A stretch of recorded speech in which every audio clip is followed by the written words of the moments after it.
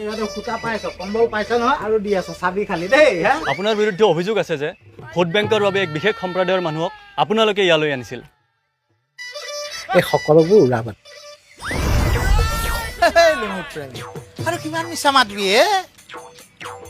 আচলতে আমি সকলো নাগৰিককে সম অধিকাৰ দিছোঁ কি কলি অধিকাৰ বাপ্পা আমাৰ কাৰণেতো লুঙিধাৰীসকলৰ সংখ্যা বাঢ়িছিল না অসমৰ 3খানমান জিলাকটো এতিয়াও মিনি বাংলাদেশ বুলিয়ে কয় কৰি পেলাইছিলে ছাৰ ৰাজ্যৰ ভিন্ন প্ৰান্তত চলা উচ্ছেদ অভিযানৰ আপুনি বিৰোধিতা কৰি অহাৰ কাৰণ কি কাৰণ আমাৰ দিনতেতো বৈধ লোকসকলৰ কাৰণে এই কি কয় IMDT আইনখন আনি ৰাঙা দৈল চাপাই দিছিলা ভোট বেংকৰ কথা আছিল না ছাৰ উত্তৰ দিয়ক ছাৰ মাইকটো তুষ্টিকৰণৰ সেই কলা দিনবোৰ মনত ৰাখিছে অসমে ৭০ বছৰৰ অৱহেলা মনত ৰাখিছে অসমে